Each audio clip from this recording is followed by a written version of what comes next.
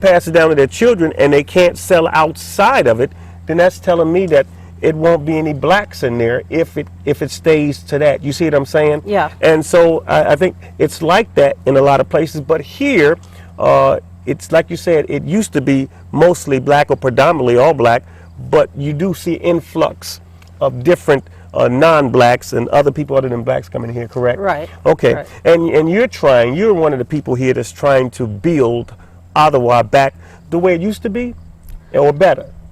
Or what would you say? How would you say that? I would not necessarily say the way it used to be. That's up for interpretation. The way it used to be, we have to remember that Ottawa was basically built during the Jim Crow era. Okay. So we are no longer in that Jim Crow era. So Ottawa was built based upon racism when black people had no other place to go to vacation, where they were not accepted in other places. Wow. And that's how Ottawa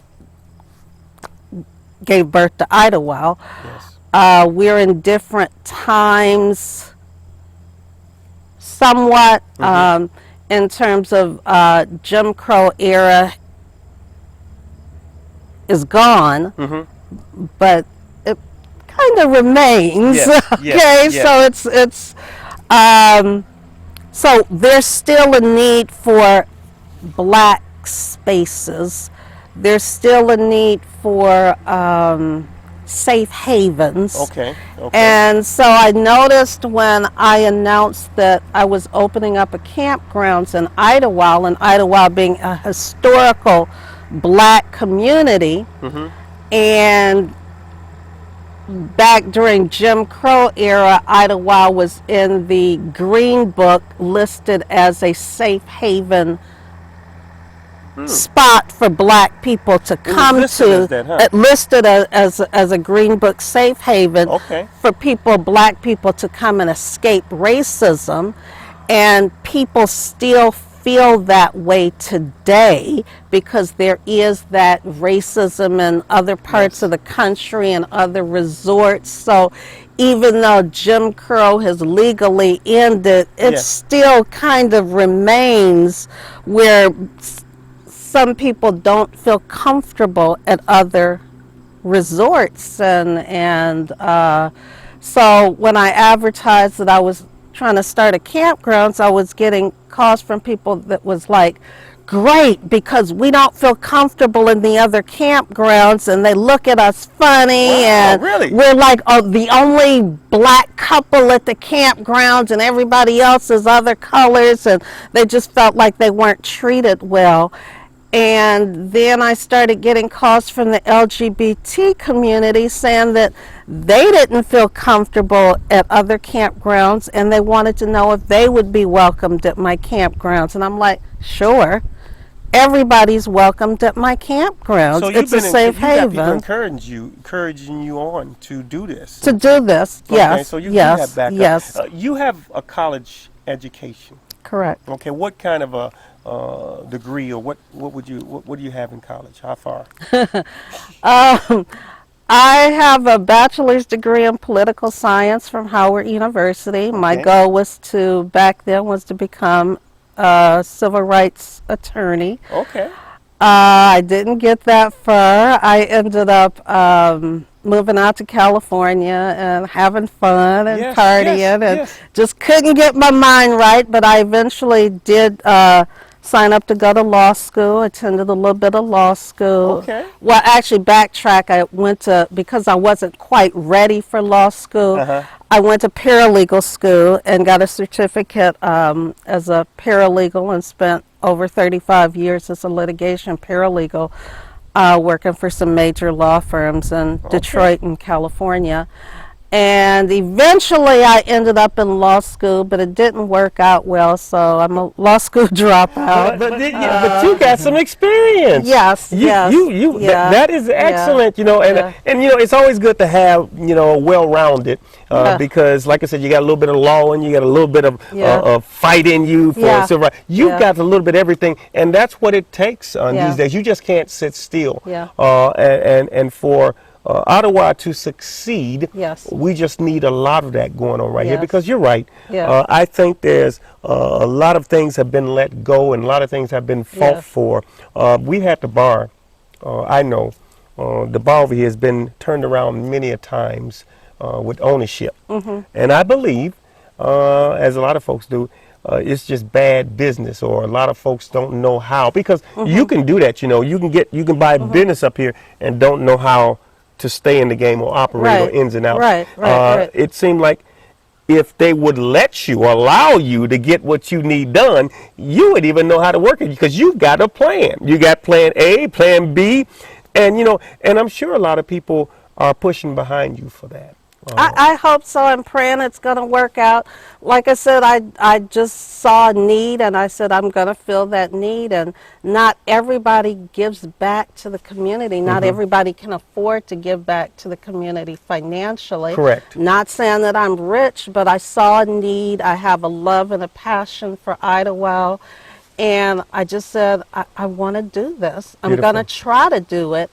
And I said, well, I got the 40 acres now. I said, if it doesn't work out, I could always divide the parcels up and sell the land and still make money. But that's not really why I bought the land. That's right. I bought the land because I want to help revitalize Idlewild. That's where my heart is at. Yes. And I pretty much grew up here. So this is my second home. I want to see my second home grow and prosper. Yes. I want to see it here for generations to come. And I want us to maintain that history. Yes.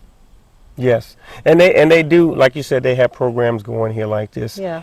They have from what I've seen, the Detroit Club, or the Mid-Michigan Club. Yeah. And I was even thinking about joining it. But as a pastor, one thing that they require in some of those clubs is to sell some tickets. Yes. and I said, well, I'll have to get back with you on that. But I do like the gathering, and I'm meeting people in Ottawa Week. This is actually my first time this year participating in it. And let me tell you something, I'm excited because I even met you at one of the gatherings for Ottawa Week. And I think this is a good thing because I get interviews. I met it's a lot of people up here that has got history here, if you know that. I don't know if you met, have you met a lot of folks in this gathering, just being around, involved in this?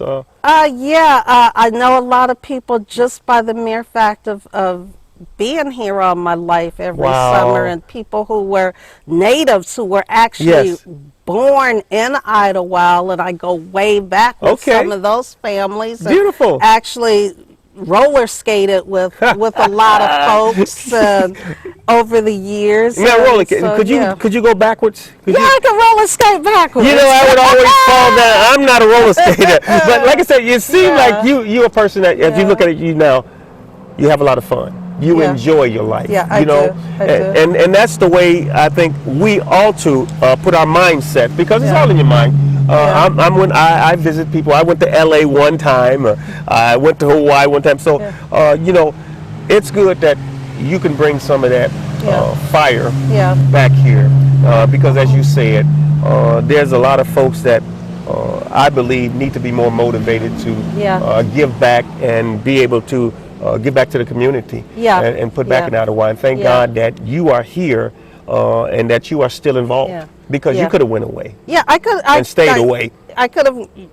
Because you hate the snow. So. I hate the snow. Hate the snow. My goal is to actually be a snowbird, have my acreage, my campgrounds, or whatever God says it's going to be, have that open during the summer season from May and close down at the end of October, and then be a snowbird and fly away to a warm climate, Florida, the Bahamas, Jamaica, Hawaii. All right, now you can stop with the heat now. To escape the snow.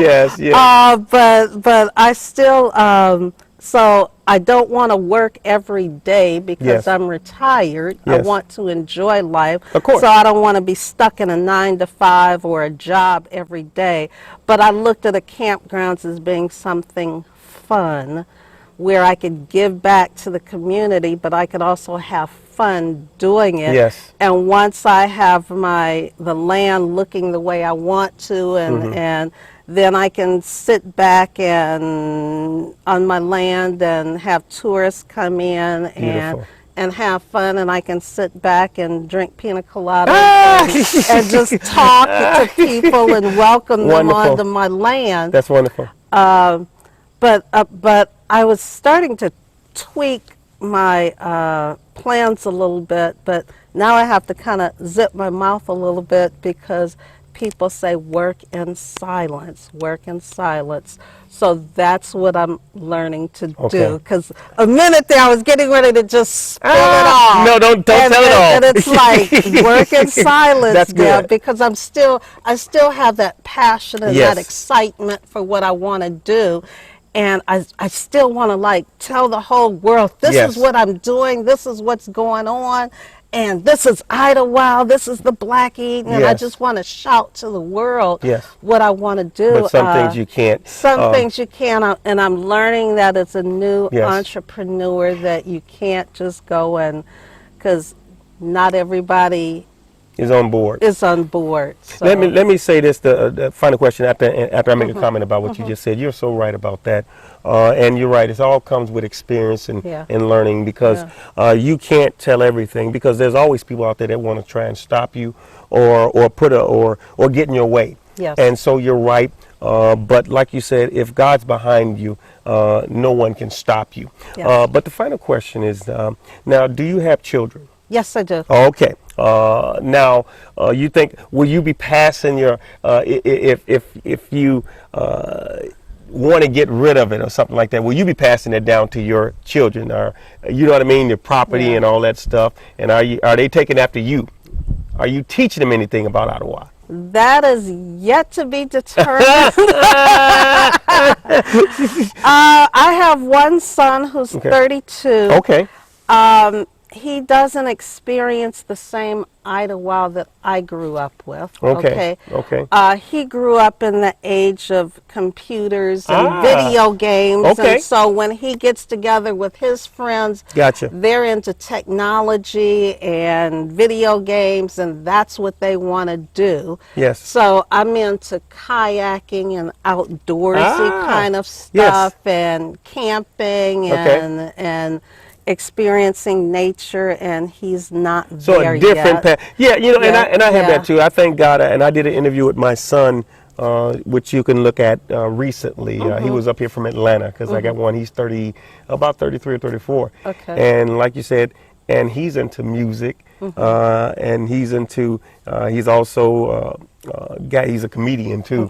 But he got some of the same characteristic as his dad, and we're all in basically generating people. People love us, you know, because God gave us that anointing. And my other two sons, and I got a daughter too. Yeah. So God has been good to me as well, and sometimes God will have that, but I wanted all my kids to know, and they do come back home. Okay. They do come back home. They're not in Baldwin now. They're other places, but they will come back, because they do say Baldwin is where two of them grew up in Baldwin. And Ottawa. He mentioned Ottawa on the podcast, and they love it out here because if you look at it, it's peaceful. It is. It is a peaceful place. It is beautiful. And as you said, I do believe there's people out there that feel safer and would be safer here, and feel that way, the mindset. Yeah. And I learned that something from you today about a lot of folks think of their places in their mind as far as how they feel about things. And they have to be feeling about it. Okay. I'd like to add one other thing, Go ahead. if I may. We talked about our kids, and the thought comes to my mind about generational wealth. And what I see going on in Idlewild is exactly what happened with my family. We have cottages here, and some families are lucky because their children have taken an interest in Idlewild and preserving those cottages and expanding, you know, beautiful everything. And then you have other cottages where the next generation doesn't appreciate what's here. I agree. And so some of those cottages have ended up abandoned and forgotten about. And so